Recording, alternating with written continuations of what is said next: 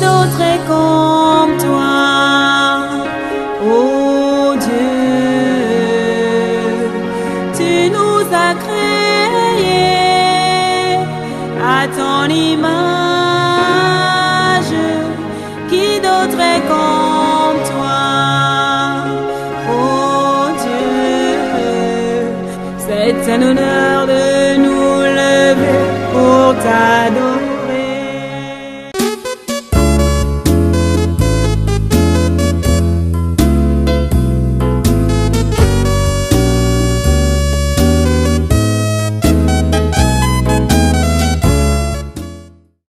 La réalité du Saint-Esprit. Le Saint-Esprit de Dieu est peu connu par les chrétiens parce que plusieurs ne l'ont pas encore revêtu et même pour ceux qui l'ont revêtu, il demeure un mystère. La lecture de ce livre vous permettra de le revêtir, de connaître son langage et de découvrir les mystères cachés de sa personne.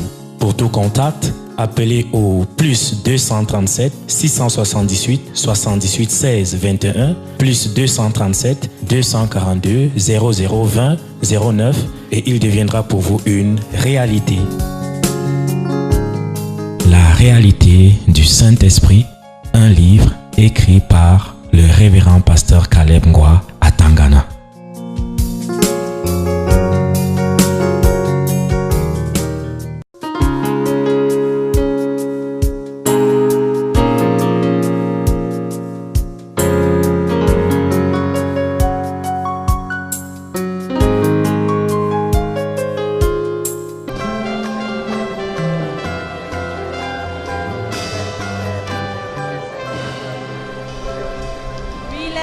Continue à l'adorer, continue à l'exalter. Il est digne d'être loué, digne d'être magnifié. Donne-lui tout ton cœur, donne-lui toute ta vie. Abandonne-toi à lui. Ta vie ne t'appartient plus, elle appartient au roi des rois. Livre ton âme, livre ton corps, ton être à ton Dieu ce matin.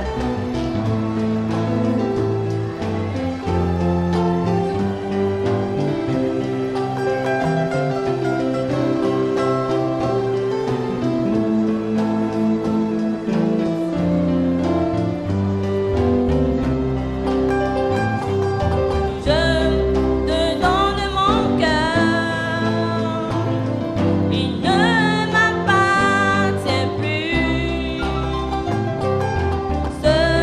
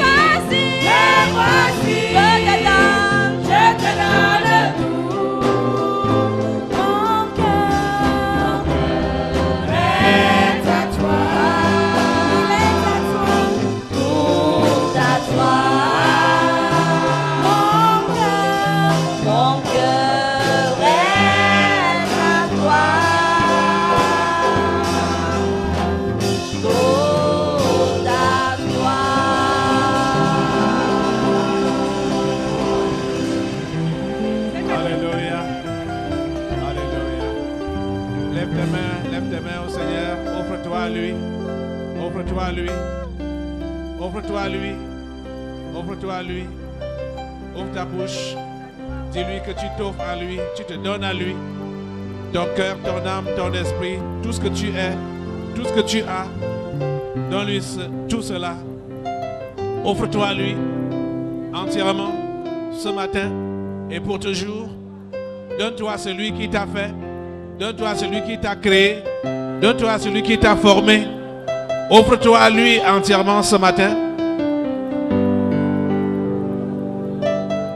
Mon âme, mon cœur, ma vie, tout ce que j'ai, Seigneur, voici cela. À tes pieds, je remets tout. En tes mains, je remets tout. En tes mains, je remets tout. Je remets toute ma vie, Seigneur. Elle est à toi. Elle ne m'appartient plus. Rien ne m'appartient. Seigneur, je suis à toi. Je suis ta propriété. Je suis ta propriété. Je suis à toi. Je t'appartiens. Prends-moi, Seigneur. Prends-moi, Seigneur, tel que je suis. Prends-moi, Seigneur, tel que je suis. Prends-moi, Seigneur, tel que je suis. Offre-toi à lui, offre-toi à lui, offre-toi à lui. Ne retiens rien.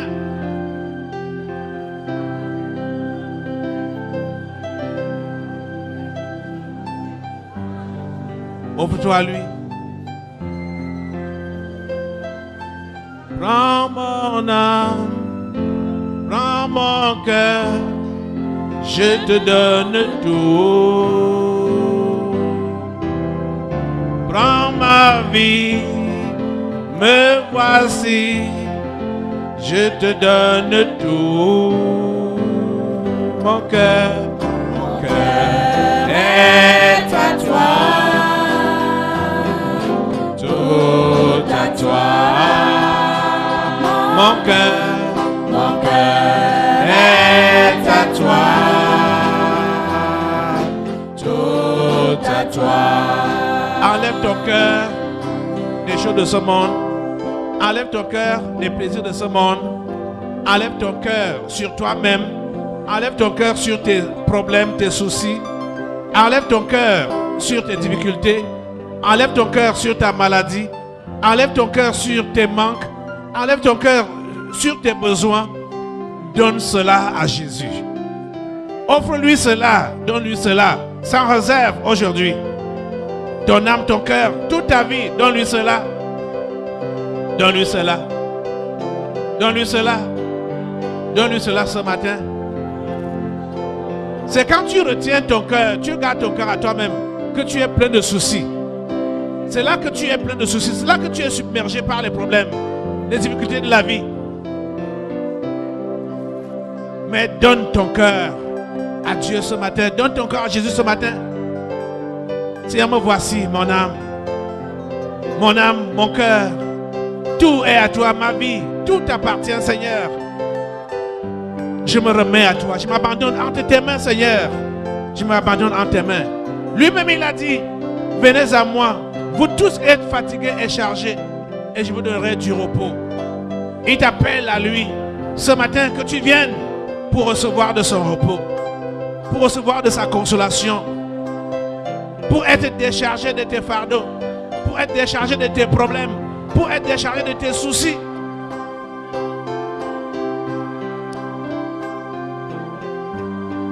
Donne-lui ton âme, donne-lui ton cœur,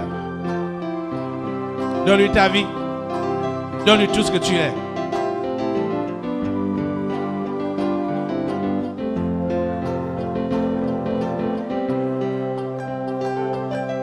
Prends mon âme, prends mon cœur, je te donne tout.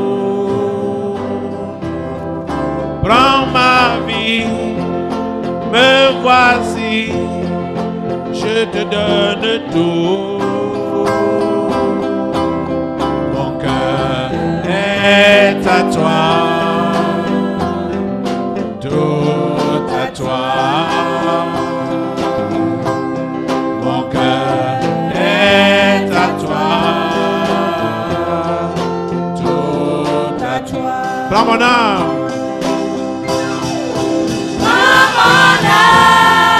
Prends mon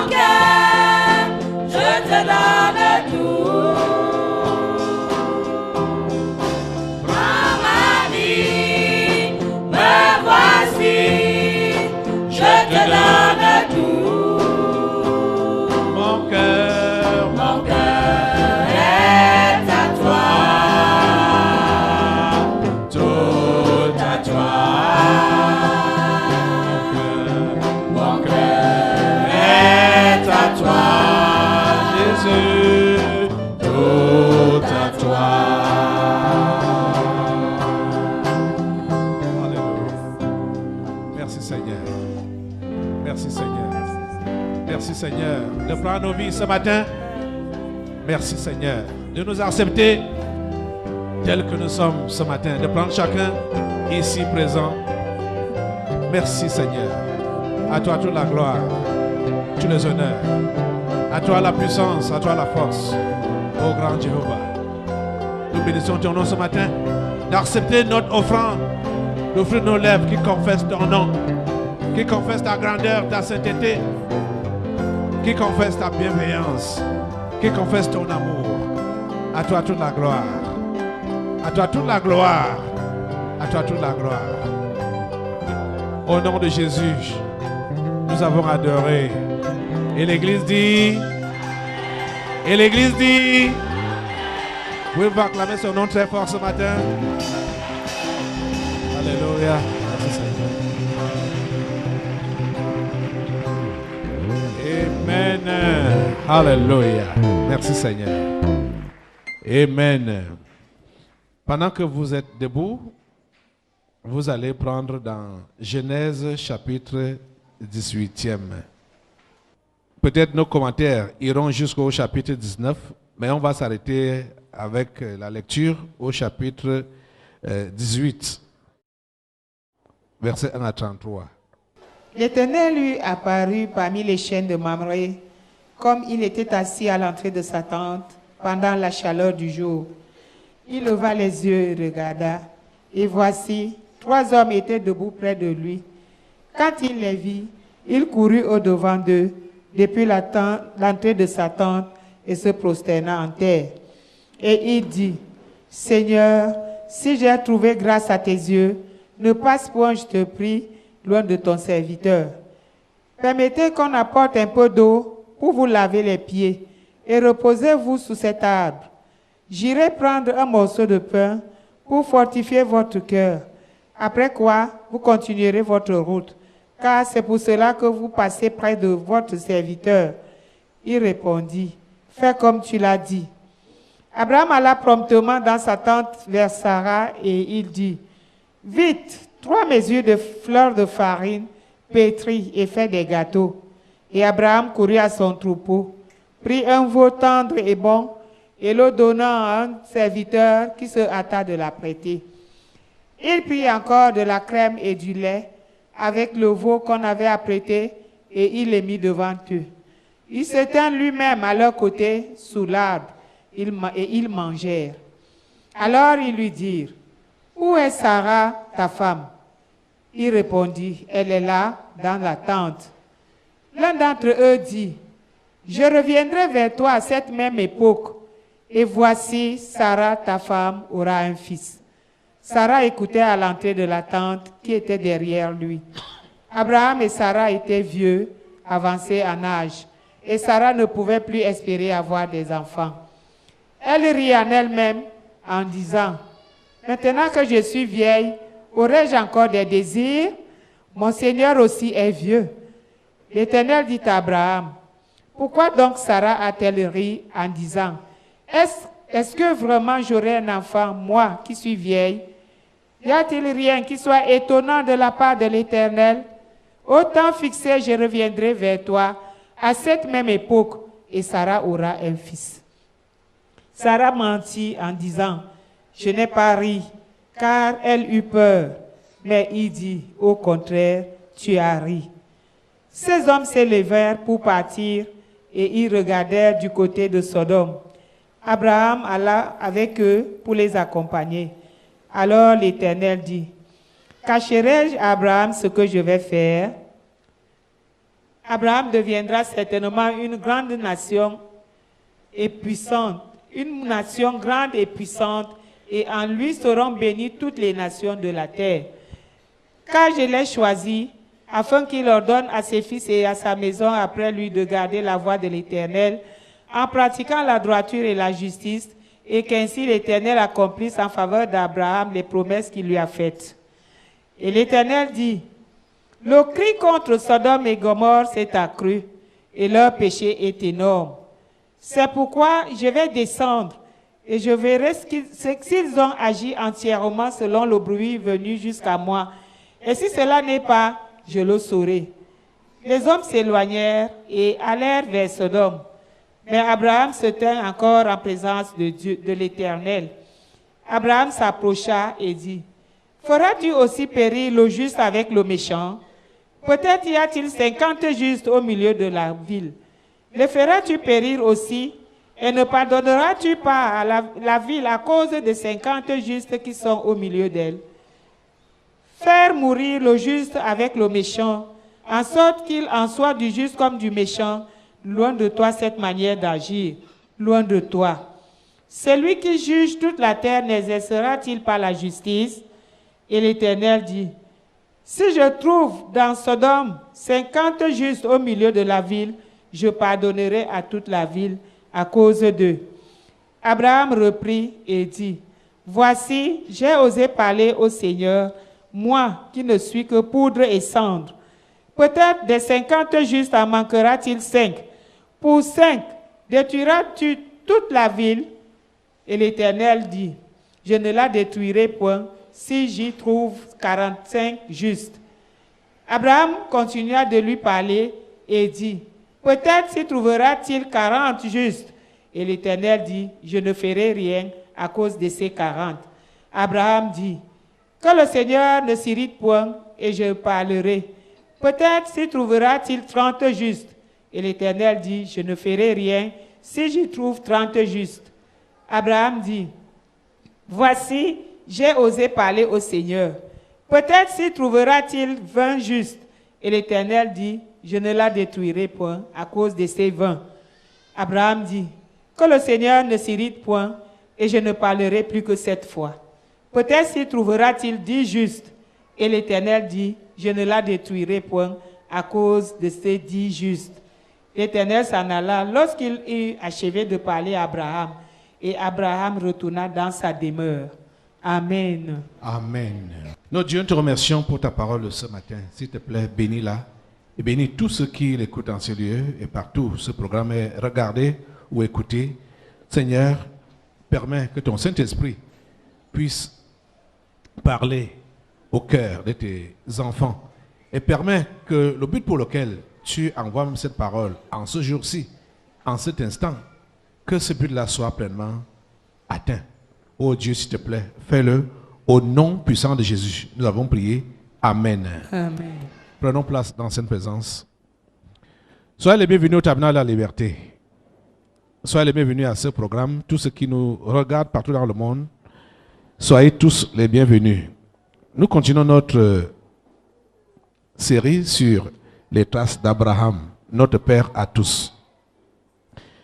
Si vous avez bien suivi la lecture, vous avez dû remarquer que ce chapitre 18 a 2 parties. Ce chapitre 18 a 2 parties et nous allons traiter la deuxième partie. La première partie sera traitée une autre fois parce que ce que nous voulons voir aujourd'hui, c'est Abraham l'intercesseur. Nous sommes sur ses traces, donc ça veut dire quoi? Nous devons aussi intercéder comme lui. Nous étions obligés de lire tout le texte parce que c'est un ensemble. C'est vrai que ça a 2 parties, comme je l'ai dit, puisque la première partie concerne la famille d'Abraham directement, de par son hospitalité. Bon, Dieu n'avait pas programmé leur rendre visite particulièrement ce jour-là.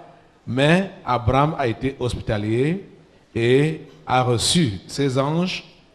Et pendant qu'ils étaient donc en train de manger avec Abraham, c'est là que l'un d'entre eux revient sur la promesse qui avait été faite depuis longtemps. 24 ans étaient déjà passés. Ils étaient toujours à l'attente d'un miracle. Et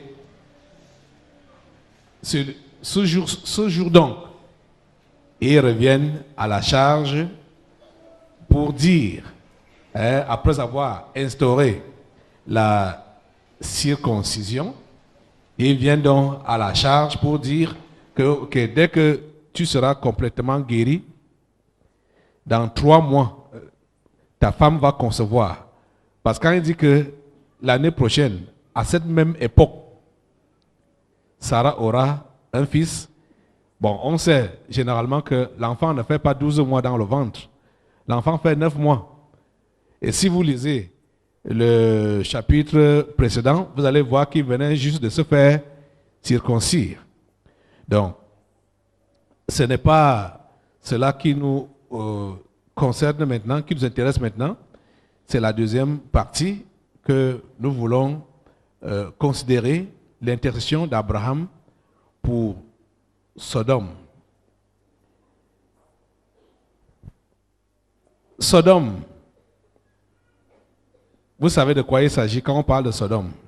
Et vous savez que les hommes d'aujourd'hui ont vulgarisé ce nom-là et même, comment dire, rendre comme familier ce nom-là de façon à ne pas réellement savoir ce qu'était cette ville de Sodome. La ville de Sodome était une ville d'homosexuels. C'était une ville impudique. C'était une ville sale. Et tout ce que ces gens étaient en train de faire était monté vers Dieu. Dieu avait été informé. Et Dieu n'est pas resté dans son coin, juste avec les informations que ses anges lui ont données. Il a décidé lui-même de faire la descente sur les lieux et de constater de ses propres yeux. Et vous voyez donc que, en allant vers Sodome, pour aller voir ce qu'il avait entendu dire, que ce qui se passait dans Sodome, il a d'abord fait un crochet chez son ami, chez Abraham. Il n'allait pas chez Abraham, et il allait à Sodome. Et vous savez, descendre du ciel, quand on est en haut, on a déjà localisé un endroit où on va descendre. On n'est pas obligé, je parle de Dieu, hein? Il n'était pas obligé de faire d'abord le contour, d'aller d'abord atterrir ailleurs et commencer à marcher maintenant pour aller à Sodome. C'était exprès qu'il a fait ce qu'il a fait là, c'est-à-dire en allant à Sodome, il décide de passer d'abord chez Abraham. Abraham n'avait rien à y voir avec ce qui s'est passé à Sodome. Ça c'est vrai. Et pour ceux qui ont déjà lu l'histoire, quand vous entendez Abraham prier ici, comme on a lu, ce n'est pas réellement pour les Sodomiens qu'Abraham prie. Abraham priait pour son frère et sa famille qui étaient là-bas. C'est pour eux. Parce que vous savez, cette vie, c'est un choix que chacun fait. Les esprits l'ont toujours dit ici que la vie, c'est le choix. Et la vie est pleine de choix. Et à chacun de faire son choix. La ville de Sodome, ou les Sodomiens, eux, ils avaient fait le choix de la dépravation, le choix de l'homosexualité, du lesbianisme, le choix de la bestialité, le choix de l'impureté. C'est le choix qu'ils avaient fait. Et c'était un pays prospère. C'était un cadre où les affaires réussissaient, les affaires marchaient. Vous comprenez? Parce que quand vous allez voir par exemple le choix de Lot, Lot qui était le neveu d'Abraham, quand Abraham lui a dit, ok, nos richesses sont déjà considérables pour nous dans cette contrée, sépare-toi de moi. Si tu vas à gauche, j'irai à droite. Si tu vas à droite, j'irai à gauche. La Bible nous fait comprendre que Lot a regardé vers Sodome Et que là-bas, c'était comme un jardin de l'Éternel. Et il a décidé de choisir cette contrée-là. Parce que c'était une contrée florissante. Comme il était berger, la verdure était là-bas comme s'il pleuvait tous les jours. Et il a décidé d'aller s'installer là-bas. Et la Bible nous dit qu'il a dressé ses tentes jusqu'à Sodome. Lot. Il a dressé ses tentes jusqu'à Sodome. Vous voyez? Alors, quand on voit donc ces gens-là dans leur façon de vivre, ils ont pensé que c'est eux qui ont créé le monde. En fait, c'est comme ça que les pécheurs pensent souvent. Hier soir, là, je passais en ville. Vous savez que ces moments, on les appelle les moments de festivité. Allez, je ne sais pas ce que les gens disent qu'ils fêtent. Hein? Et vous savez que pour leur fin d'année, là, la première fête, c'est Noël. Et c'est là qu'il y a toutes sortes de dépravations. C'est-à-dire toutes sortes de cérémonies pour exciter à la dépravation. C'est comme si c'est revenu en mode que les jeunes filles ont les habits qui sont ici là. Ici, je n'exagère pas. Hein? Parfois, quand elles marchent, elles font encore comme ça. J'ai dit dans mon cœur, mais pourquoi tu as d'abord mis ça court comme ça? Tu sais que ça va marcher au fur et à mesure, ça va monter au fur et à mesure que tu soulèves les pas. Hein? Leur fête, c'est donc comme ça. Hein? Les sorties. Il faut voir. Oh, heureusement que les esprits ont déjà eu leur compte ici par rapport à ce genre de choses-là. Mais vous savez, c'est l'humain qui est têtu.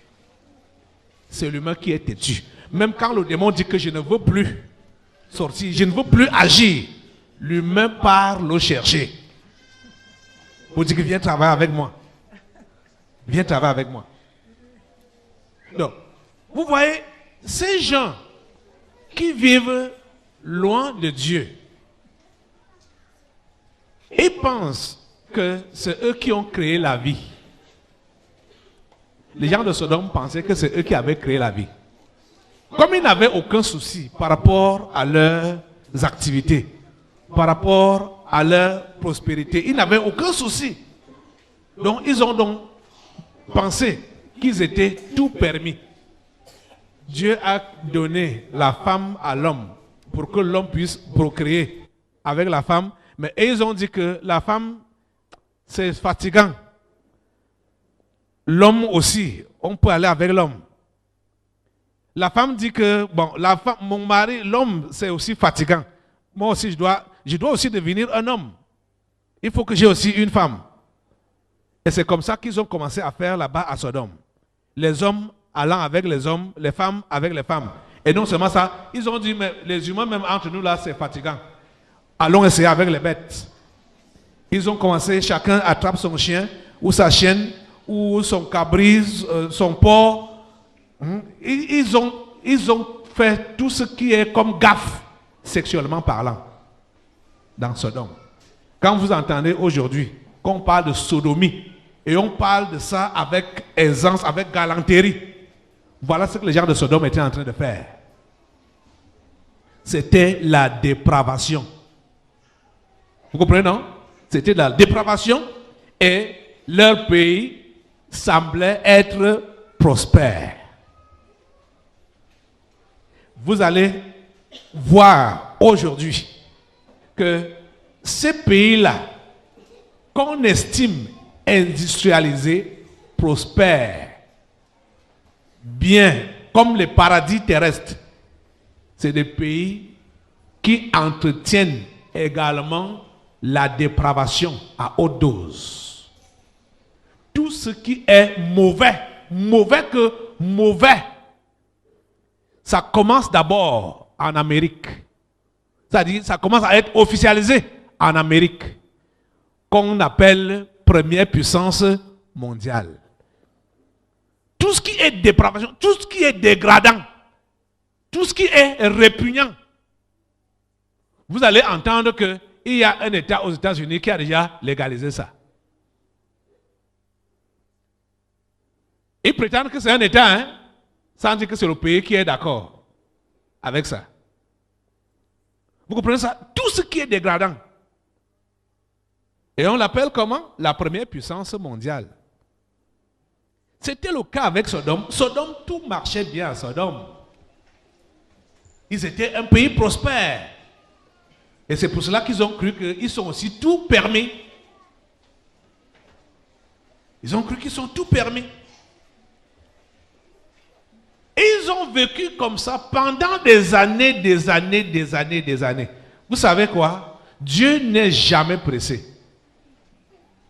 On est pressé parce qu'on ne connaît pas l'avenir. On ne sait pas ce qui va nous arriver demain ou après-demain ou dans les jours à venir. On ne sait pas. C'est la raison pour laquelle on est dans l'impatience, on s'agite. Mais Dieu, lui, maîtrise tout. C'est la raison pour laquelle il ne peut jamais être sous pression. Faites tout ce que vous voulez, comme vous voulez. Insultez-le. Hein? Marchez sur sa parole. Foutez-vous. C'est-à-dire, faites tout ce que vous voulez. Négligez-le. Dites même qu'il n'existe pas. Il ne va rien vous faire là. Parce que il a également ce qu'on appelle la foi. La patience marche avec la foi, bien sûr. Parce qu'il sait que certains ont eu ce genre de comportement-là, mais à la fin, ils ont changé. Quand vous voyez les sorciers ou les méchants vivre pendant longtemps, c'est parce que Dieu leur donne le temps de pouvoir se convertir. Ce n'est pas parce que Dieu aime ce qu'ils sont en train de faire. Et quand Dieu patiente pour que le méchant se convertisse, le diable va lui faire comprendre que, regarde, si Dieu là existait alors, toutes les mauvaises choses que tu fais là, n'est-ce pas, c'est qui t'a déjà tué. Et c'est comme ça donc qu'il va continuer davantage dans le mal et commencer même à enseigner ce mal-là, à former les gens dans le mal. Mais Dieu, lui, patiente toujours. Mais il arrive un jour où il dit que l'histoire même que j'entends là, l'histoire que les anges me racontent toujours là, moi-même je vais aller voir. Et quand Dieu décide qu'il va voir et qu'il va agir, personne ne peut le retenir. Vous comprenez, non? Personne ne peut le retenir. Je ne sais pas quelle est ta vie. Je ne sais pas quel est ton comportement. Je ne sais pas ce que tu es en train de faire de mauvais, de mal. Toi-même, tu es conscient de ça. Mais parce que tu fais ça depuis longtemps et rien ne t'arrive, tu as pensé que tu étais plus fort que Dieu. Il va arriver un jour où Dieu va dire, je m'en vais voir ce que l'homme est en train de faire. Il va arriver un jour où Dieu va dire, je m'en vais voir ce que la femme là est en train de faire. Et quand il descend pour voir, il faut comprendre que son jugement va suivre. Vous comprenez ça? Regardez dans le monde. Voyez ce qui se passe partout dans le monde. Si vous avez la télé, et je sais que vous l'avez, la radio, vous allumez, vous allez seulement entendre parler des mauvaises choses qui sont passées quelque part dans ce monde. Chaque jour. Quelqu'un peut... C'est ça même qui fait croire à certains que Dieu a démissionné par rapport à ce qui se passe dans ce monde. Parce que le mal, la dépravation, la méchanceté, c'est partout. Et on fait même la publicité de ça. Parce que vous devez comprendre que c'est même le rôle des médias du monde. Quand ils prétendent donner des nouvelles ou donner des informations, c'est pour faire la publicité du mal. c'est pour faire la publicité du mal. Ce n'est pas pour informer. On va t'informer que tel a tué tel. À toi, ça va te donner quoi? Les gens que tu ne connais pas. Hein? On va t'informer que, voilà, il y a des gens, des jeunes filles, soit de 12 ans, ont mis la ceinture piégée, ceinture, les bombes au niveau de leur hein, elles se sont fait exploser. Toi, ça va te donner quoi? C'est quel genre d'information? Hein? Ça va t'avancer en quoi? Dans la vie. Dans cette vie. Et il n'y a pas ce jour-là que vous n'allez pas entendre des nouvelles pareilles en prétendant qu'on vous informe. Vous voyez ça? Donc Sodome avait déjà atteint l'apogée du mal, l'apogée de la dépravation. Dieu décide de descendre, voir ce qui se passe à Sodome, mais avant d'arriver là-bas, il fait d'abord un crochet chez son ami. Et ce que Dieu dit ici est très important, parce que son ami Abraham l'a reçu, a fait une réception, l'a reçu et tout ça. Et allons au verset 17 pour lire les propos de Dieu. Verset 17. Qu'est-ce que Dieu dit là? Alors l'Éternel dit, cacherai-je à Abraham ce que je vais faire? Alléluia. Vous voyez, ça c'est le principe de Dieu. Dieu ne cache pas souvent ce qu'il va faire à son ami. Et la Bible a dit que Dieu ne fait jamais rien sans révéler le secret à ses serviteurs, les prophètes. Donc en passant, en faisant semblant de passer devant la cour d'Abraham, c'était pour aller l'informer. Quand il descendait de son ciel, c'était d'abord pour aller informer Abraham au sujet de ce qu'il allait faire. Vous comprenez, non? Mais il a fait tout ce qu'il a fait là, juste pour nous amener, nous autres, de comprendre que si Dieu a choisi vraiment cet homme comme son ami, il avait raison. Il avait raison, parce que depuis le temps que Dieu a appelé cet homme, son caractère a changé. Sa vie a changé. C'était vraiment quelqu'un d'aimable, quelqu'un de gentil, quelqu'un... Regardez, les étrangers sont en train de passer, il ne les connaît pas. Il leur dit que je sais que si vous passez ici, c'est parce que ça a été prédestiné que je dois vous donner à manger. Des étrangers, hein? Des gens qui ne connaissent pas, qui n'a jamais rencontré. Et que si vous êtes passé près de moi là, ce n'est pas pour que vous partiez affamés. Je ne sais pas là où vous partez. Je ne sais pas là où vous avez commencé votre voyage, mais je sais que ce n'est pas pour rien que vous êtes passé là. Vous êtes passé là pour que je vous offre quelque chose. Vous comprenez, non?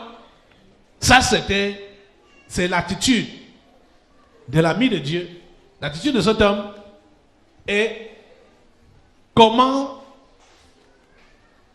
ça se passe donc. Il les reçoit et il ne sait pas que ce sont des anges qu'il est en train de recevoir. Parce que quand vous allez lire Hébreu nous explique encore cette scène. Il a fait ça, son neveu Lot a fait ça, ils ont reçu les anges sans savoir que c'était des anges. Parce que quand vous voyez cette intercession qui se passe là, dans la suite, ces gens étaient déjà partis, hein, et Abraham est resté appris. Quand il a appris la nouvelle, il dit, hey, mon neveu est là-bas. Je fais comment? Oh Dieu, s'il te plaît, fais quelque chose. Quand il priait pour son neveu, il priait également pour les gens qui travaillaient avec son neveu. Parce qu'il savait que son neveu avait des employés. vous voyez qu'il a diminué le nombre à partir de 50 jusqu'à 10. L'autre n'avait pas jusqu'à 50 enfants. Mais il avait d'abord inclus ses serviteurs dans son intercession. De façon à dire à Dieu que peut-être que mon neveu là, les gens qui travaillent avec lui, ont aussi copié ou imité la crainte du nom qu'il a de toi. Leur présence doit faire à ce que la ville de Sodome entièrement soit épargnée. C'est pourquoi il a commencé par 50. La réalité du Saint-Esprit. Le Saint-Esprit de Dieu est peu connu par les chrétiens parce que plusieurs ne l'ont pas encore revêtu et même pour ceux qui l'ont revêtu, il demeure un mystère. La lecture de ce livre vous permettra de le revêtir, de connaître son langage et de découvrir les mystères cachés de sa personne. Pour tout contact, appelez au plus 237 678 78 16 21 plus 237 242 0020 09 et il deviendra pour vous une réalité. La réalité du Saint-Esprit, un livre écrit par le révérend pasteur Caleb Ngwa à Tangana.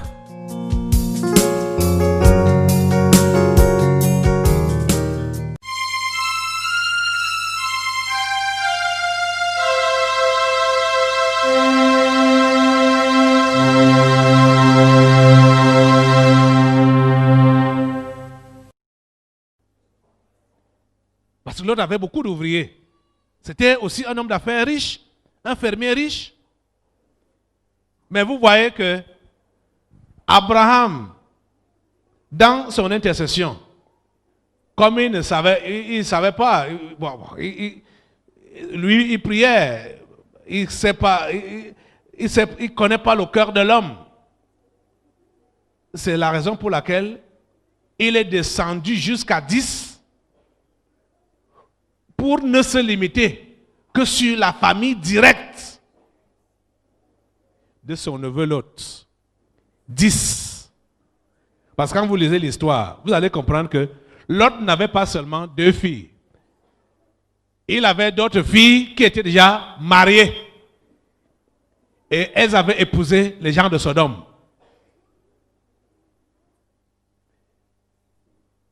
La nuit, quand les anges sont venus,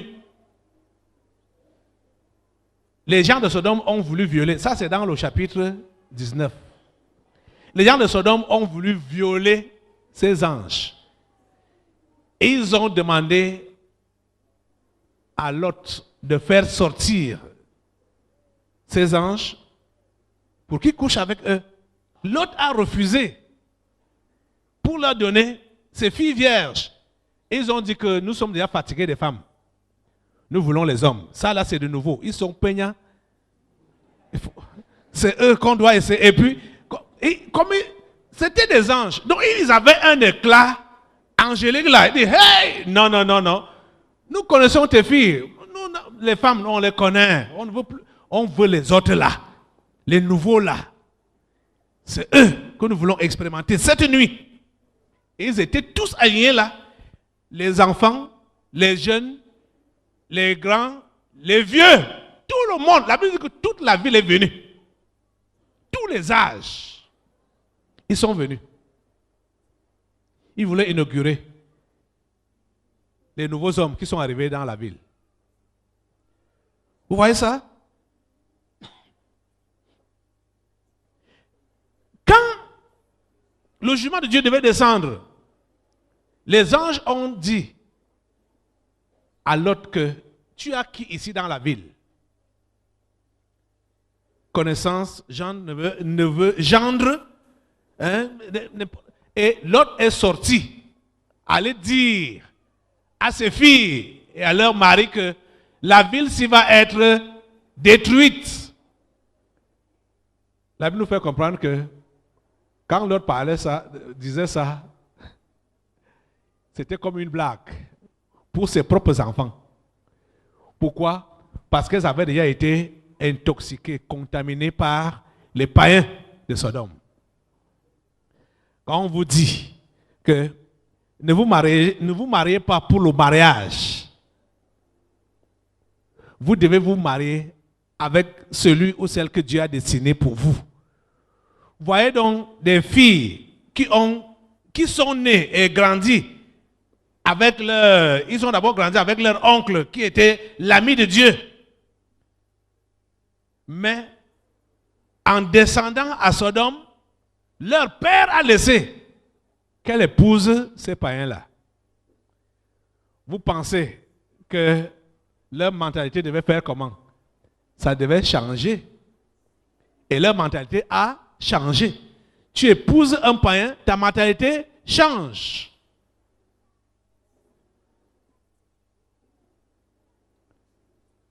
Vous comprenez ça?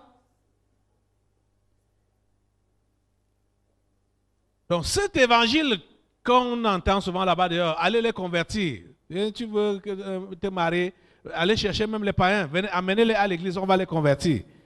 C'est l'évangile du diable. C'est les conseils diaboliques.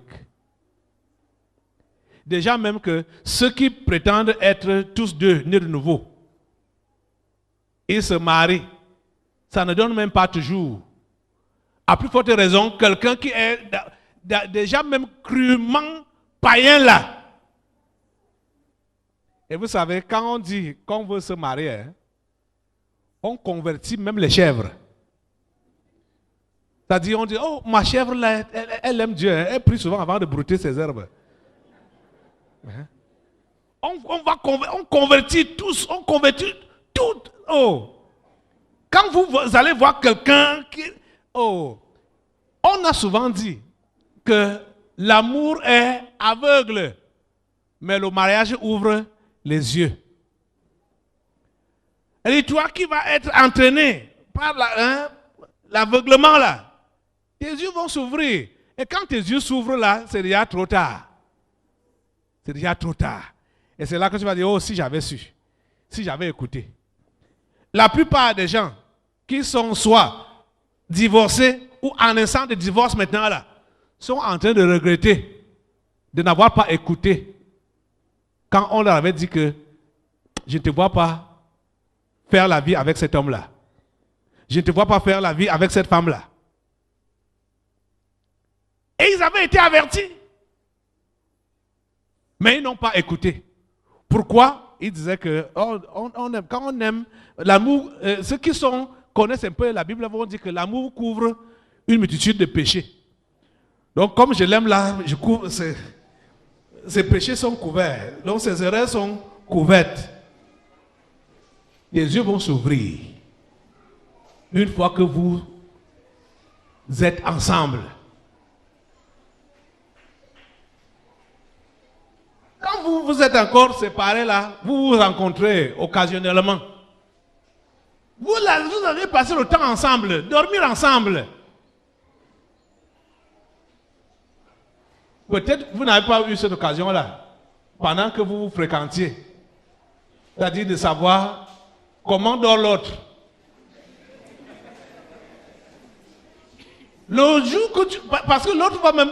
Vous savez, les gens sont malins. Hein, parce que quand chacun veut atteindre son but, hein, il cache tout ce qui est mauvais là. Hein. Celui-là peut être un ronfleur. Et tu vas voir que pendant votre... comme vous faites dans le monde là, hein, vous connaissez, mais il ne passe jamais nuit avec toi. Il dit toujours il y a un empêchement, quelque chose. Mais le jour, pendant le mariage, dès que vous êtes déjà ensemble, tu vas découvrir qui est celui-là ou qui est celle-là. Seulement par le ronflement là, que toi tu n'as jamais supporté. Donc tu vas dire, mais qui m'a envoyé? Qui m'a envoyé dans l'affaire-ci? Et ce qui est souvent bizarre, les ronfleurs dorment souvent avant les autres. Dès que vous vous couchez, tu sais qu'il est parti.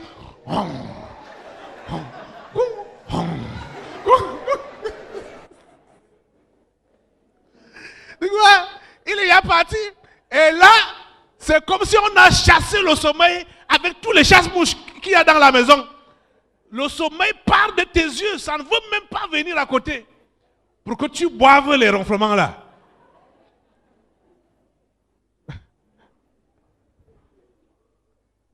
C'est toi qui as cherché.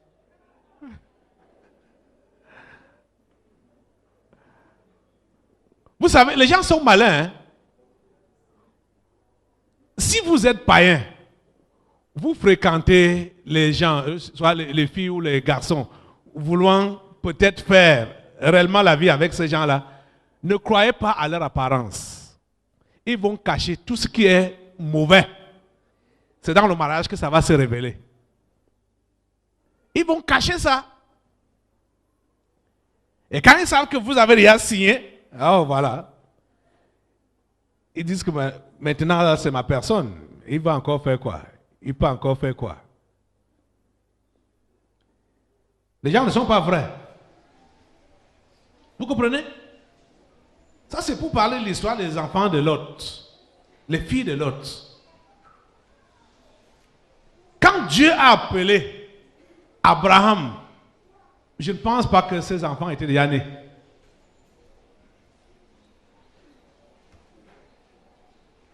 Donc, ces enfants avaient l'histoire de leur oncle. Ils avaient l'histoire de leur père même. Parce que, même comme Lot n'avait pas une histoire personnelle avec Dieu, il imitait. Il voulait aussi seulement être sur les traces d'Abraham, son oncle. Mais ces filles n'ont pas compris la leçon. L'amour les a, soi-disant, l'amour entre guillemets, les a entraînés vers les païens. Quand ton cœur t'entraîne vers un ennemi de Dieu, il faut avoir pitié de ton cœur. Parce que ton cœur t'entraîne vers l'ennemi de Dieu. Il faut comprendre que ça t'a entraîné vers la mort. Parce que l'histoire là me dépasse que un chrétien ou une chrétienne va se laisser séduire par un non-croyant ou une non-croyante. Dis mais au fait, tu cherches quoi? Hein? Les jeunes filles, les jeunes garçons, vos camarades de classe, païens, païennes, vous font des clins d'œil. Vous dites que vous êtes chrétien. Vous cédez à ça. Vous êtes vraiment chrétien? Hein? Que Dieu vous aide. Que Dieu vous aide. Quand Lot est sorti, cette nuit-là, Lot sort pour aller appeler ses filles. Les filles ont tourné Lot au ridicule. Ses propres filles l'ont tourné au ridicule pour dire que mais papa, mais ça c'est quelle histoire que tu racontes là? Depuis qu'on existe, on a entendu dire qu'un feu est descendu du ciel pour consumer quelqu'un et consumer une ville entière, comme Sodome, une ville prospère. C'est un nouveau feu. Hein? C'est aujourd'hui seulement. Non, papa, non. On sait que tu as souvent suivi les traces de ton oncle là, mais ce que tu nous racontes là, c'est trop, c'est des rêves. Pardon, va te coucher, il se fait tard. Va te coucher. Les enfants là ont refusé de sortir. Elles ont refusé de suivre leur père. Elles ont été consumées par le feu. Parce que ce n'était pas des histoires. Dieu l'avait déjà décidé. Qu'aujourd'hui, je vais régler le compte de Sodome et de Gomorrhe. Vous comprenez ça? Dieu dit, cacherai-je à Abraham ce que je vais faire? Abraham deviendra certainement une nation grande et puissante. Et en lui seront bénies toutes les nations de la terre. C'est pour cette raison-là. Abraham est mon ami. Abraham va devenir une grande nation. Abraham est une source de bénédiction. Je ne peux rien lui cacher. Car je l'ai choisi afin qu'il ordonne à ses fils et à sa maison, après lui, de garder la voie de l'Éternel en pratiquant la droiture et la justice, et qu'ainsi l'Éternel accomplisse en faveur d'Abraham les promesses qu'il lui avait faites. Et l'Éternel dit, le cri contre Sodome et Gomorrhe s'est accru, et leur péché est énorme. Leur péché est comment? Énorme. Le cri contre Sodome et Gomorrhe s'est accru et leur péché est énorme. C'est pourquoi je vais descendre et je verrai s'ils ont agi entièrement selon le bruit venu jusqu'à moi. Et si cela n'est pas, je le saurai. Écoutez, Dieu est au courant de tous les bruits que les gens peuvent faire. Toi qui es en train de l'insulter, toi qui es en train de se moquer de lui, Dieu est en train d'écouter. Il est au courant de tous les bruits que vous faites devant lui. Il est au courant de tout.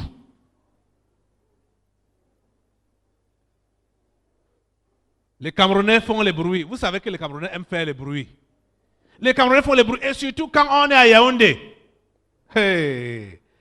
Yaoundé. Vous savez que cela a engendré une peur dans les habitants de Yaoundé. C'est-à-dire, le fait de ne pas savoir avec qui tu as affaire. Un pousseur va te menacer en route. Tu sais à qui tu as affaire. Et toi-même, tu vas te ranger pour dire, hey, on ne sait jamais. Oh. Il peut être pousseur comme ça là. Mais peut-être son oncle est ministre. Vous voyez, non? Mais peut-être son... Parce qu'à Yaoundé, c'est ça. On ne sait pas à qui on a affaire. Et vous allez remarquer que les mentalités des gens changent quand ils arrivent à Yaoundé. Vous êtes d'accord avec moi? Je vous dis la pure vérité. Les mentalités des gens changent quand ils arrivent à Yaoundé. Vous pouvez peut-être dans le passé, vous avez eu des collègues dans les provinces, hein, à l'intérieur du pays, qui étaient gentils avec vous, serviables, machin, tout ça là. Mais dès qu'ils arrivent à Yaoundé,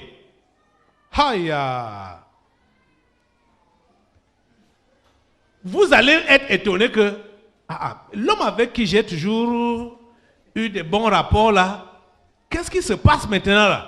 C'est parce qu'il est à Yaoundé. Et lui-même, étant à Yaoundé, il a peur de son poste. Parce qu'il ne sait pas que, il ne sait pas, s'il prend une mauvaise décision là, ou quelque chose peut lui, un coup de fil peut venir, soit du ministère ou de la présidence, pour dire que tu as fait quoi là? Vous voyez, non? Donc, lui-même, il se met au garde-vous. Hein?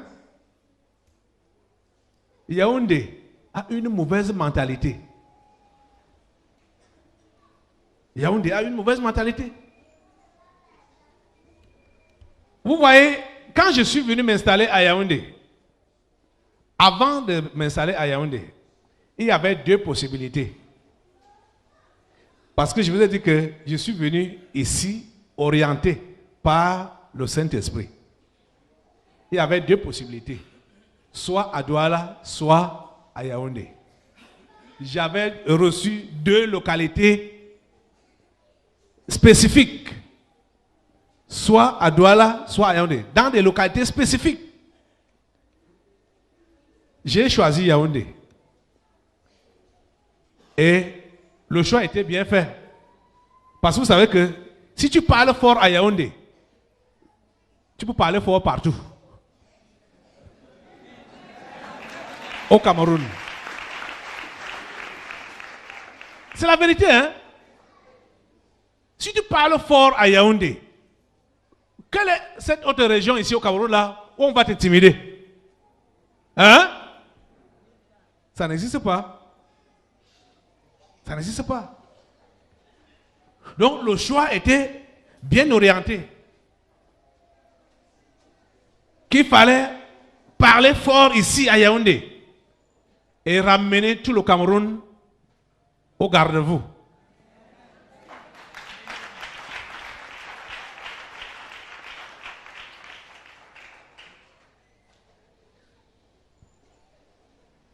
Alors, voilà, Dieu dit à Abraham, le cri contre Sodome et Gomorrhe s'est accru et leur péché est énorme. C'est pourquoi je vais descendre et je verrai s'ils ont agi entièrement selon le bruit venu jusqu'à moi. Et cela n'est pas, je le saurai. Les hommes s'éloignèrent et allèrent vers Sodome.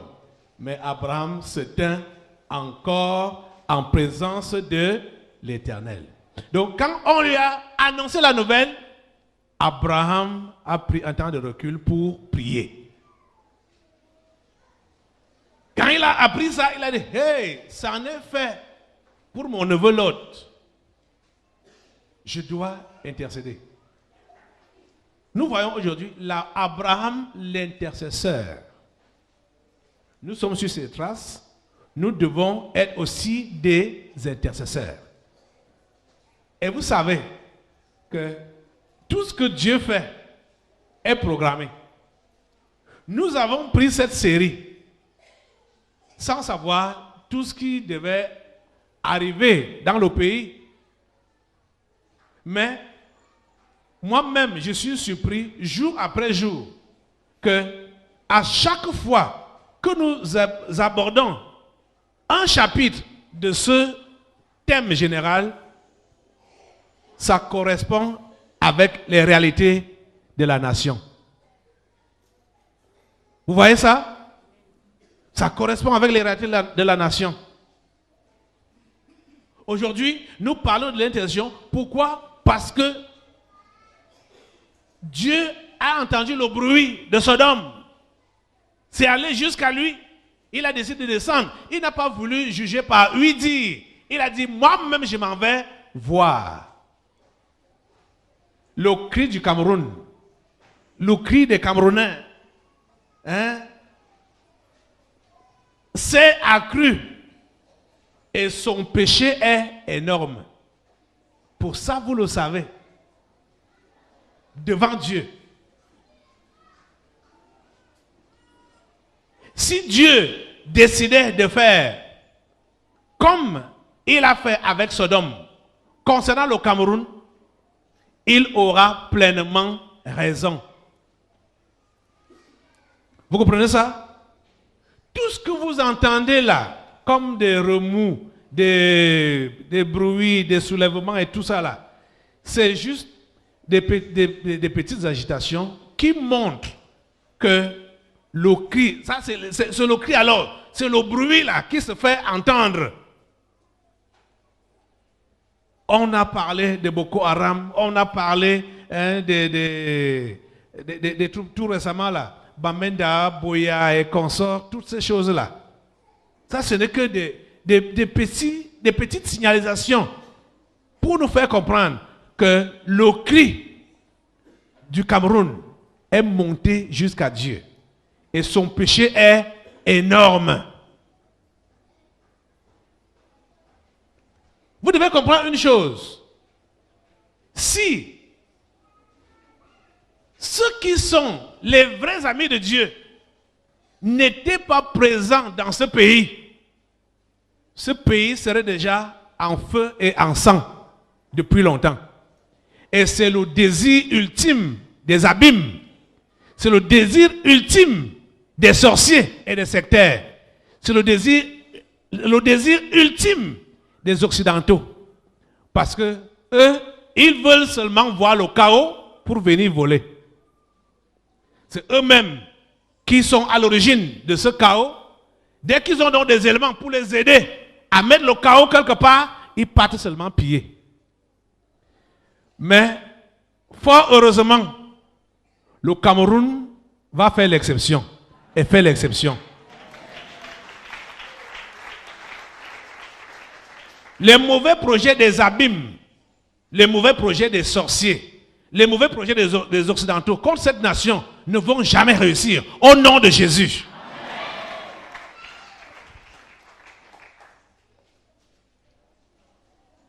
Vous voyez, nous avons déjà parlé ici de long à large et voir qu'il est impossible que quelqu'un vienne d'ailleurs pour venir prendre ton enfant à la maison. Il faut que ce soit quelqu'un de la maison qui ouvre la porte. Les Occidentaux n'ont aucun pouvoir de venir piller l'Afrique, de venir piller le Cameroun, si ils n'ont pas une porte ouverte par ceux qui sont d'ici. Ce n'est pas possible. Ce n'est pas possible. Et on a vu depuis plusieurs délivrances aujourd'hui, des séminaires qu'on fait depuis des années aujourd'hui, que ce sont ceux-là qu'on considérait même comme des héros de la nation qui avaient livré le pays. Mais nous l'avons récupéré. Maintenant, ils veulent revenir puisque le diable ne désarme pas facilement. Donc, toutes ces agitations qui se passent maintenant là, c'est pour vouloir reconduire leur mauvaise alliance qu'ils avaient faite auparavant avec ceux-là à qui n'appartient pas ce pays. Parce que ce pays t'appartient, m'appartient, toi qui es l'ami de Dieu. C'est à nous qu'appartient ce pays. Les vrais amis de Dieu. Ce pays n'appartient pas aux sorciers. Ce pays n'appartient pas aux sectaires. Ce pays n'appartient pas aux Illuminati. Ce pays n'appartient pas aux troubleurs. Ce pays ne leur appartient pas.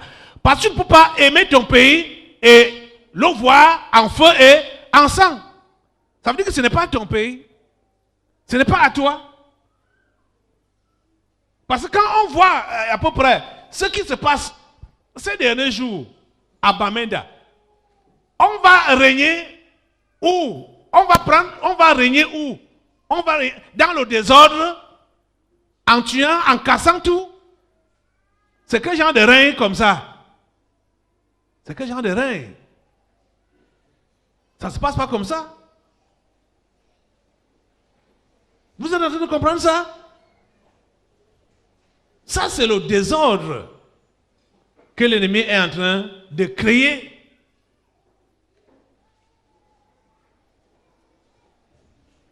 On le sait que le système de bien dominer, c'est de diviser d'abord ceux qui sont ensemble.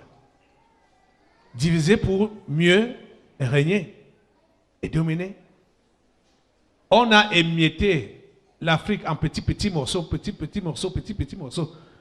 Je ne sais même pas comment les gens ne peuvent pas avoir l'intelligence naturelle là pour comprendre que cela a favorisé les Occidentaux à bien manger l'Afrique. Le partage s'est fait là-bas en Allemagne, sur une table, avec la carte à l'appui que toi tu prends tel morceau, moi je prends tel morceau. Hein. Ils se sont partagés l'Afrique comme ça, comme un gâteau, sur la table. Et depuis des années qu'on dit qu'il y a des indépendances, il y a la liberté, il y a ceci, on ne voit pas l'Afrique émerger. Et tout pays africain qui veut émerger, on crée les problèmes pour l'écraser. On crée des guerres civiles, on crée on fabrique tout ce qui peut être fabriqué comme désordre pour que ce pays-là ne lève jamais la tête.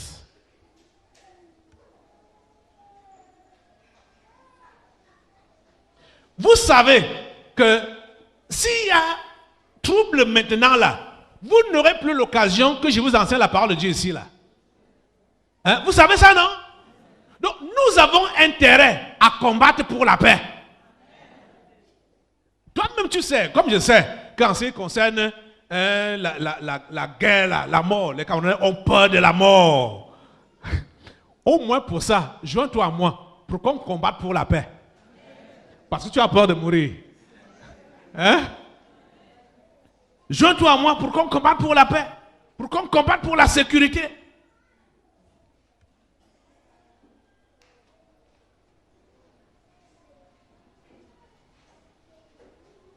En 82, quand il y a eu le push raté ici, beaucoup parmi vous n'étaient pas encore nés. Mais l'histoire là s'est passée derrière ma maison comme ça là.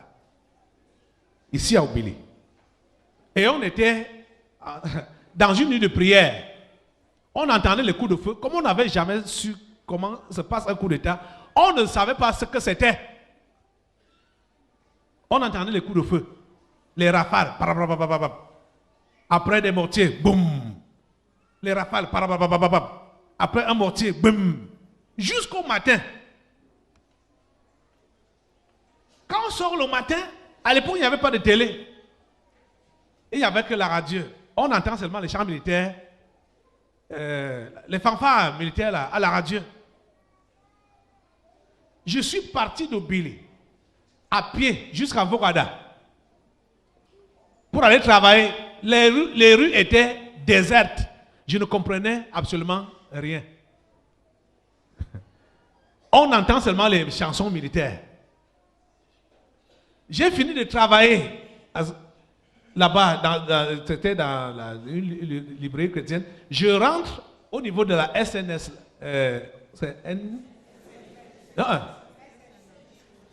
SNI, voilà. Là en face de la poste centrale. Ce qu'on entendait, j'ai entendu toute la nuit. À l'époque, c'était toujours GP. Non, c'était GR à l'époque. C'était GR, garde républicaine. Les coups de feu là étaient déjà dans toute la ville. J'arrive à la poste centrale là. On dit seulement tout le monde à terre. On entend les coups de feu partout, les coups de feu partout. Je suis reparti. Oh mon Dieu. Dieu est grand. Hein? Je suis reparti de Vogadala à pied en passant par le quartier général. Et vous savez, le général Semeng habitait une villa à côté du stade qu'on vient de faire maintenant là. En passant là, le genre de coup de feu qu'on entendait, moi je suis devenu militaire. Nous tous on rampait. On rampait. On dit tout le monde couché à terre. On rampait. Je suis revenu jusqu'à Obili, à la base. Parce que c'est les gens de GR là qui avaient fait le coup. Garde républicaine. Qu'est-ce que je veux vous dire? Après un temps, l'hélicoptère est passé, lancer les tracts pour demander à tous les gens qui habitaient Obili de quitter les lieux. Parce qu'ils devaient bombarder le camp là. Je parle comme ça là, pour ceux-là qui pensent que la guerre est une bonne chose. La guerre n'a jamais été une bonne chose. Vous voyez souvent les images à la télé, non? Ça n'a jamais été une bonne chose. On a lancé le tracts. Je vous dis, à l'époque, le pain coûtait 50 francs. Dès qu'il y a eu ce coup-là, le pain était déjà à 200. Et pour voir même le pain, il fallait souffrir. Hein? Quand une boulangerie arrivait même à faire le pain là, c'est les militaires qui venaient prendre ce pain-là pour ravitailler leurs troupes. Vous n'avez plus à manger. Il n'y a pas de sécurité, il n'y a pas d'activité, il n'y a rien. Vous comprenez, non? Je vous dis, on a distribué les tracts comme ça là pour nous demander d'évacuer les lieux. J'ai vu ce que je vois souvent à la télé, j'ai vu ça en direct. Comment les gens ont pris leur bagage et allaient à la file indienne sans savoir où ils allaient. D'autres ont ramassé même leurs bras, les mains de plantain comme ça là, et les chèvres, les poules, ils traînaient. La plupart d'entre nous, on prenait la route de Colbison sans savoir où aller. Vous comprenez ça? La guerre n'est pas une bonne chose. Ceux qui veulent la guerre, s'ils veulent mourir, ils n'ont qu'à mourir eux-mêmes. Hein? Ils n'ont qu'à se poignarder ou à se fusiller eux-mêmes, au lieu de vouloir tuer les innocents. La guerre n'est pas une bonne chose. Vous comprenez ça? La guerre n'est pas une bonne chose. Nous sommes allés, à l'époque, Dieu m'avait aidé parce que, en Colbison là-bas, j'avais une connaissance. C'est chez lui que je suis allé rester. Mais d'autres personnes ne savaient pas où ils partaient. Une semaine après, on est revenu, on devait revenir. Ce que j'ai vu au retour là, ça ne vaut pas la peine. C'est les cadavres que vous pouvez voir en route. Dans les véhicules, dans dans les trottoirs, les cadavres que vous voulez voir. Il n'y avait plus à manger à Yaoundé. Il n'y avait plus de sécurité. Il n'y avait plus de sécurité. Même les militaires là qui sont venus à la rescousse, dès qu'ils ont maîtrisé la situation, eux-mêmes ont commencé encore à abuser des populations. Et ça, c'est la pratique régulière des hommes en tenue. C'est pourquoi vous entendez souvent, quand on parle des forces de maintien de l'ordre, de l'ONU, quand ils viennent dans les pays africains, là, les abus qu'ils font avec les femmes. Vous êtes au courant de tout ça, non? C'est comme ça que ça se passe toujours. Donc ça, c'est quelque chose à ne pas souhaiter pour cette nation. La guerre civile. C'est à ne pas souhaiter. Et j'ai dit, peut-être elle pourrait avoir lieu si tu n'es plus là et que je ne suis plus là. Vous voyez que ici, Abraham s'est arrêté à 10 personnes. Nous allons partir jusqu'à une personne pour me rassurer que même si c'est moi seul qui suis là, il n'y aura pas de destruction.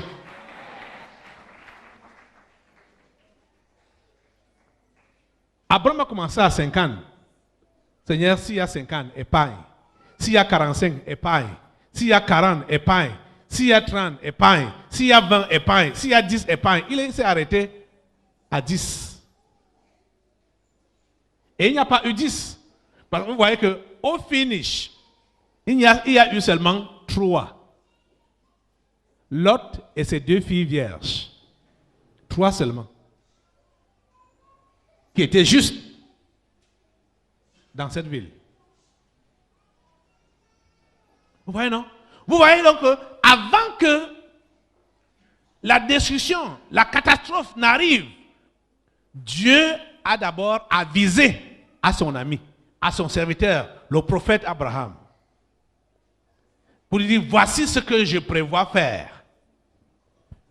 Donc, tout ce que vous êtes déjà en train de voir ou d'entendre depuis un certain temps, partout dans le Cameroun, on a parlé Kolofata, on a parlé machin, on a parlé... C'est juste des signes annonciateurs que le cri du Cameroun est monté. Son péché a été rapporté auprès de Dieu. Dieu veut descendre pour voir si c'est comme ça. Et nous, aujourd'hui, nous allons nous placer devant Dieu pour lui dire, Seigneur, à cause d'une seule personne, épargne le Cameroun. Vous comprenez, non? De tout ce que l'ennemi est en train de planifier là, cette déstabilisation, ces troubles, ce désordre, ces calamités, tout ce que le malin est en train de planifier là, que cela n'ait pas lieu. On dit à Dieu, Dieu épargne. C'est vrai. Toi-même tu es descendu. Toi-même tu vois. C'est vrai. Nous ne nions pas que le péché du Camerounais est énorme. Nous ne nions pas que tu as tous les rapports de tout ce que les Camerounais ont eu à faire. Vous savez que depuis un temps là, on parlait des massacres des enfants qu'on tuait à Mimboman, machin, tout ça là. Vous pouvez vous-même vous rappeler de tout ce qu'il y a eu comme abomination. Soit on en a parlé, ou même on n'en a pas parlé. Vous-même, vous qui êtes là, plusieurs parmi vous, vous êtes victimes des injustices qui se produisent contre vous dans ce pays. Quand tu as raison, c'est là que tu as tort. Quand tu veux être honnête, c'est là que tu es malhonnête. C'est-à-dire, ici au Cameroun, les choses sont à l'envers. C'est pourquoi beaucoup de ceux-là même qui veulent faire la différence, ils sont anéantis en voyant qu'autour d'eux, ce n'est que ce qui est mauvais qui passe. S'il te plaît, sois l'ami de Dieu. Même si ce qui est mauvais passe autour de toi, toi fais ce qui est bien. C'est par là que nous allons changer cette nation. Vous comprenez, non? C'est par là.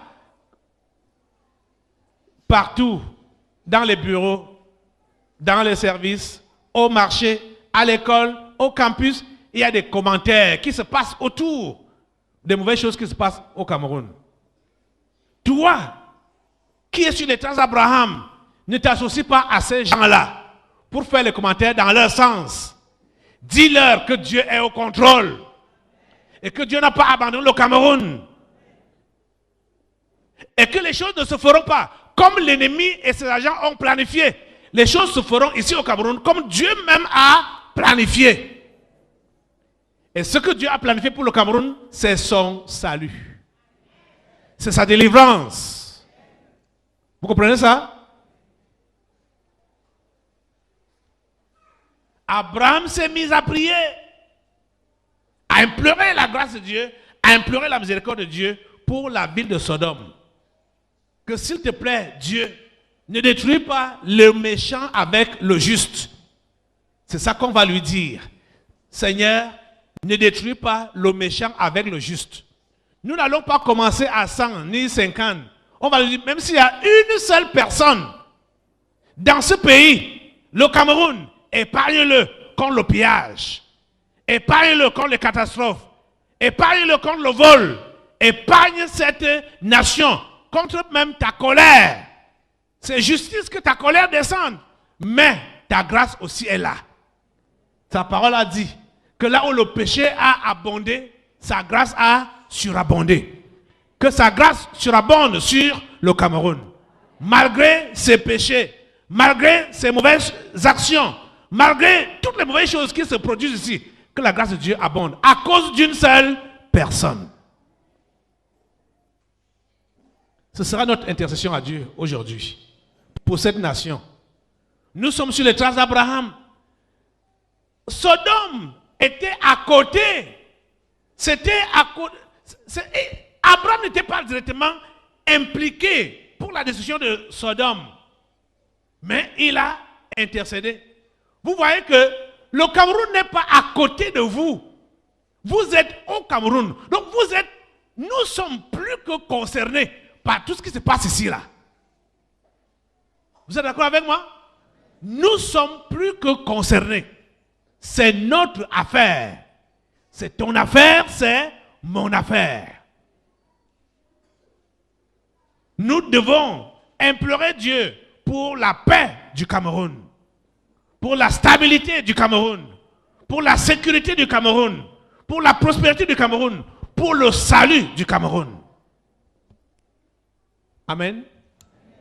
Sur les traces d'Abraham, notre Père à tous, le temps d'une matinée, tu seras un intercesseur comme Abraham. Amen. Le temps d'une matinée. Et je peux vous rassurer que la journée d'aujourd'hui va écrire l'histoire du Cameroun.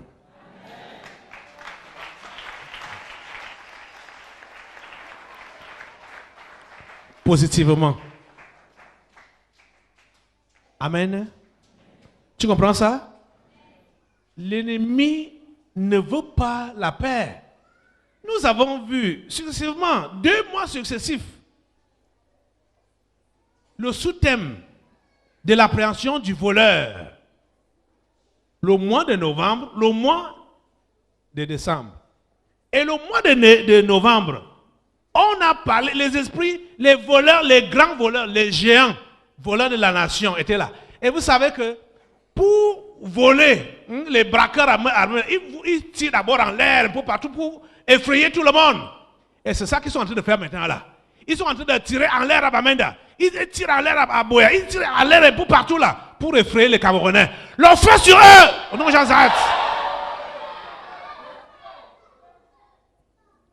C'est pour que vous preniez peur et qu'ils viennent maintenant ramasser, piller. Ils ont menti. Ils ont menti. Ils ont menti. Nous n'avons pas d'armée sophistiquée. Nous n'avons pas de moyens matériels adéquats. Mais nous avons un nom. Ce nom-là, c'est Jésus. Et ce nom nous a donné une arme. Cette arme-là, c'est le feu. Nous allons utiliser cette arme en ce nom-là contre les ennemis de cette nation.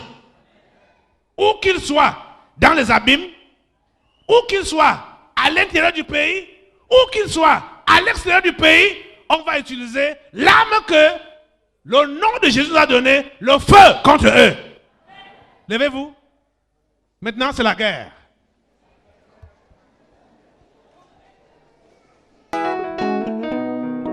Soyez connectés au concret du surnaturel avec le révérend Caleb Ngouatangana.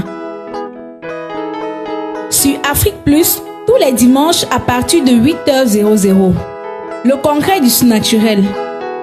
Ramenez vos cœurs à votre Créateur, la guérison de votre corps et la délivrance des esprits familiers avec le révérend Caleb Ngouatangana.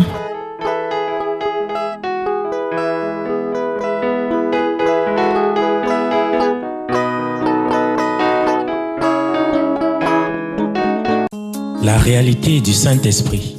Le Saint-Esprit de Dieu est peu connu par les chrétiens parce que plusieurs ne l'ont pas encore revêtu et même pour ceux qui l'ont revêtu, il demeure un mystère. La lecture de ce livre vous permettra de le revêtir, de connaître son langage et de découvrir les mystères cachés de sa personne. Pour tout contact, appelez au plus 237 678 78 16 21 plus 237 242 0020 09 et il deviendra pour vous une réalité. La réalité du Saint-Esprit, un livre écrit par le révérend pasteur Caleb Ngwa à Tangana.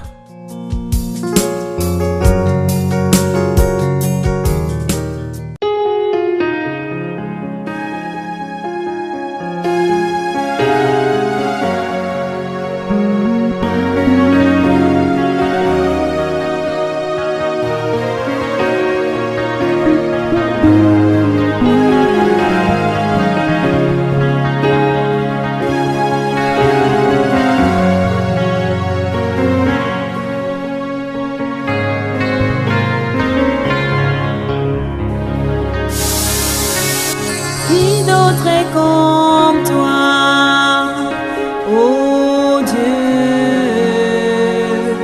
Tu nous as créés à ton image. Qui d'autre est comme toi, ô Dieu? C'est un honneur de